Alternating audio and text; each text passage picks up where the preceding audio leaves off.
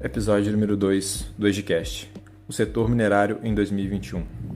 Bom, a gente vai começar agora essa discussão tentando entender, né, claro, na minha humilde opinião, o que vai ser o setor minerário em 2021. Antes de mais nada, a gente tem que fazer umas observações, que são o cenário atípico que a gente viveu em 2020, que foi um cenário de pandemia, e como um todo, né, como o mercado como um todo impactou, mas impactou também não só os mercados assim físicos, né, os de shoppings que fecharam, todos os comércios, etc., mas impactou também o lado das commodities. E embora isso não tenha sido assim muito observado, eu acho, pela parte da mídia, a gente teve que parar de produzir e isso foi um impacto bem grande, né, para o Brasil como um todo, para o mundo como um todo, claro, né, do mundo de modo geral, mas o Brasil eu acho que demorou um pouco a se recuperar, mas quando recuperou também mostrou uma recuperação muito forte, né? A gente viu isso em dezembro, uma recuperação quase que total do setor, né? Um boom do minério de ferro, e é isso que a gente vai falar mais um pouco mais para frente.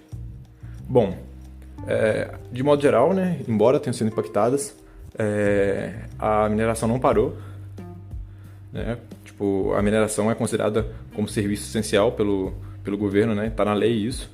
Então, sendo um serviço essencial, ele não parou assim de modo completo em momento algum, como shoppings, por exemplo. Outra coisa que a gente tem que observar é a alta do dólar comparado ao real, né? Teve uma alta muito grande e isso é bom para um lado, pro lado da commodity, né? Porque o minério de ferro ele é cotado em dólar. Então a Vale e as outras mineradoras conseguiram vender por um preço mais elevado. E outra coisa que a gente tem que se atentar também é a queda na produção de aço, né? Porque, caso todo mundo sabe aqui, o 98% do minério de ferro que a gente produz é para produzir aço. Então, se existe uma queda na demanda do aço, consequentemente, existe uma queda na produção de minério de ferro.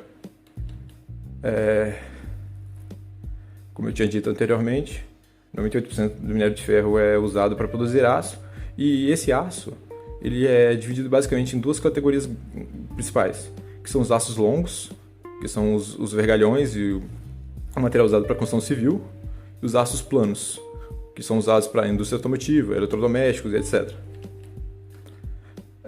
De modo geral, a gente viu, por exemplo, aqui no Brasil, que a Uzi Minas, né, ela foi reativar o seu alto forno, que estava desligado, parado por causa da pandemia. Ela reativou agora, né, no final do ano, e isso já mostra um cenário de turnaround, né? Um cenário de virada, porque quando o setor, né, metalúrgico volta a produzir, né, isso é um indício de reaquecimento da economia mineral como um todo. Outras observações que a gente tem que fazer é que, embora tenham ocorrido essa baixa, né, produção em 2020, por causa da pandemia também, a gente teve um recorde de CFEM em 2020. Para quem não sabe, CFEM é a compensação financeira pela exploração dos recursos minerais, né, que é um royalty, que é o royalty da mineração, e ele tem que ser pago, né, aos estados que detêm as minas, né? Onde tem uma mina, por exemplo, aqui em Minas Gerais ou no Pará, a empresa dona da mina, né, dona do empreendimento, tem que pagar esse royalty para o estado, né, que a mina se encontra. E esse recorde de CFEM foi uma alta, né, de mais ou menos 35% em relação a 2019, e o Pará lidera com metade da arrecadação do CFEM brasileiro, ou seja, mais da metade desse royalty é adquirido, arrecadado pelo Pará, porque lá a produção está em grande alta, né, e uma produção muito barata, né, muito ecológica também, então eles estão liderando isso.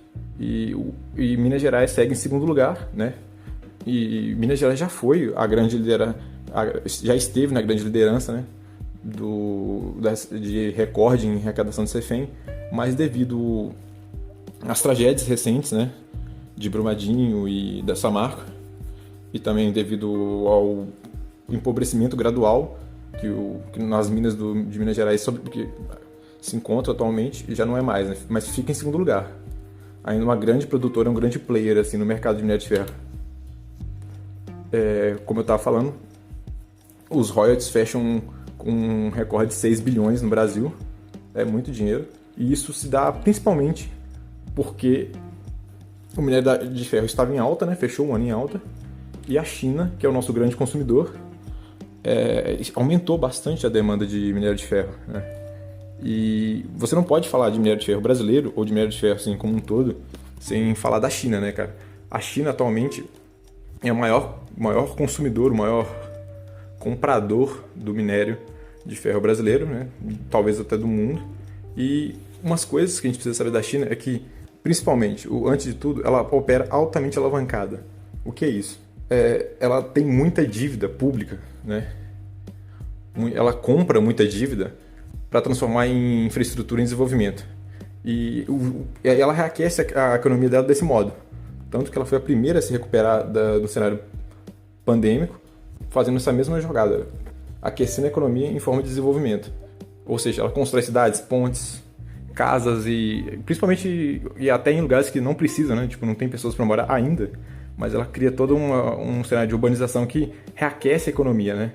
Gera empregos, gera serviço, né? Ativa a economia local e, consequentemente, puxa a economia mundial, porque ela vai precisar dessa matéria-prima, né? Para fazer os empreendimentos.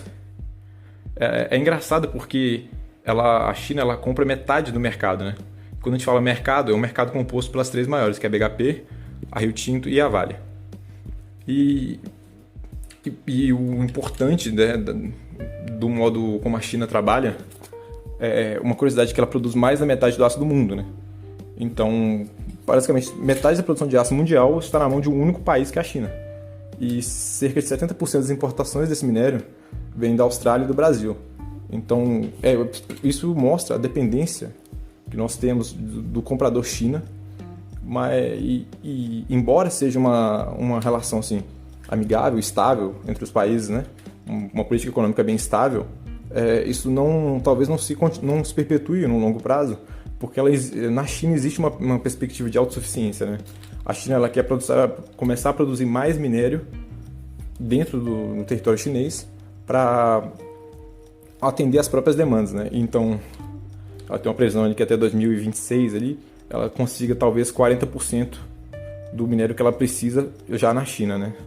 Então, numa perspectiva de longo prazo, eu acredito que a China tenda a diminuir essa demanda de minério de ferro estrangeiro, o que afeta diretamente o Brasil, né, como um todo. Afeta o mercado como um todo também. Agora, falando um pouco sobre o mercado brasileiro, a gente viu uma alta histórica nos preços. Essa alta do minério de ferro não acontecia desde 2011. Foi tipo assim, algo muito grande que aconteceu ali até dezembro e tal. E isso está diretamente ligado à economia chinesa, como eu disse anteriormente. Não tem como falar de minério de ferro brasileiro sem falar da China. E uma coisa que é interessante focar é que, como uma commodity, ela é volátil no curto prazo, entendeu? Então, como eu disse, ela chegou a bater um preço de $169, que era um preço que a gente não via desde 2011, né? E agora, enquanto eu gravo esse vídeo, ele está em cerca de $116. Então houve ali uma desvalorização relativamente grande. Por quê? Principalmente porque após o ano novo ali, né, embora tenha começado as políticas de vacinação, os casos do coronavírus aumentaram em algumas partes, na Europa, na Ásia, no Brasil, né, até como um todo, e isso mexeu um pouco, né, com o otimismo de longo prazo, de curto prazo do mercado, né.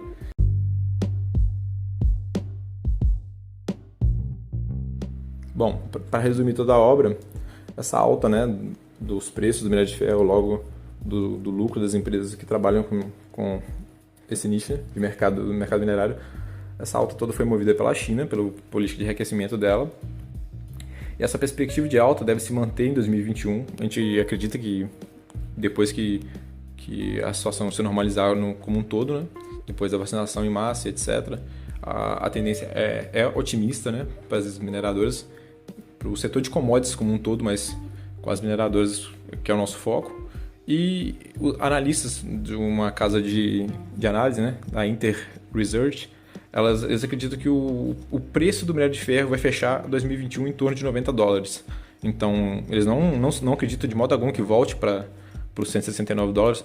Eu, honestamente, também não acredito, porque essa alta já teve uma queda agora em janeiro, como eu disse, já chegou a $116, e eu não acredito que haja mercado consumidor suficiente para esse minério a esse preço, né? Então acredito que $90 é uma perspectiva bem otimista, bem razoável, bem pé no chão, e essa é a nossa análise, né, do setor minerário de 2021 como um todo. Bom, esse foi o episódio de hoje e até mais.